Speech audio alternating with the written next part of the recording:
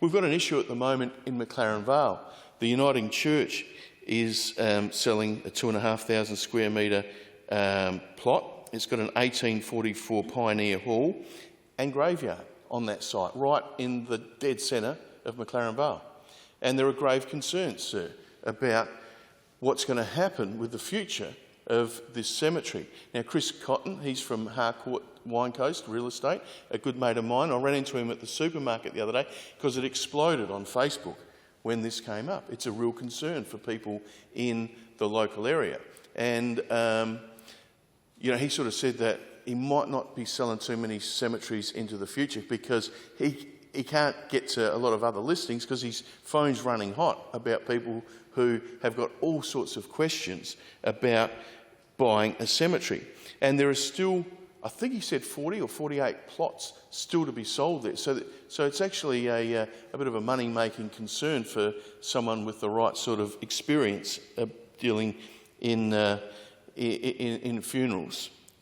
But I like the way that Chris has pointed out quite publicly and openly in his advertising and also in the editorial that the Advertiser ran a couple of weekends ago. They've quoted Chris as saying that the property's new owner would also be required to adhere to government regulations regarding the care of cemeteries. Most important is that no one can ever build on top of it, desecrate it in any way, and they have to keep it clean and tidy. Any future burials that have already been booked, they have to be honoured by whoever buys it as well. He said people with loved ones buried on the site would also be able to visit as they pleased. So I think he's done a really good job there, but sometimes we don't know the intent of people who buy places like this, who then try and do something that goes against the will of the people who are buried in there, and it goes against what the people in the town would like. Obviously, cemeteries play such a vital role in local communities. And, scattered throughout Wollonga, Aldinga, two churches in Aldinga on either side of the road both have little graveyards. We have a couple of cemeteries at least in McLaren Vale that have been associated with churches, and they mean a lot to the local people. And for us, we can go down and look at the names on the gravestones and see how they correspond with road names around the place or suburb names. I know at the Aldinga Church there are people called Maslin there, and obviously Maslin Beach was named after those people. Others like Selleck and other names that you come across, Caffrey and many of the other names, talk to the pioneers of our local area. And when you look at this Uniting Church block and cemetery that's for sale, that Chris Cotton of Harcourt's Wine Coast has got for sale down there in McLaren Vale, dates back to 1844.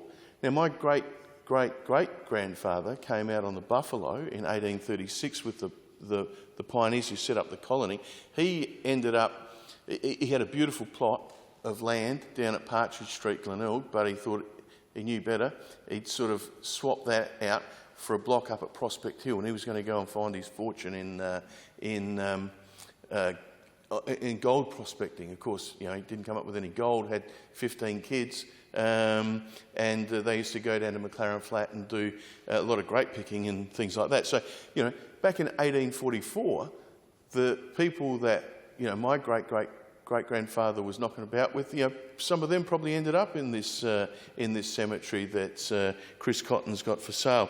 And then, of course, have been hundreds of people who have followed after them, who have been buried there, and they would all expect the sort of protections that we're looking to give those people with the changes to the rules to make sure that we can do the very best by them and the very best by those who are to join them in the future.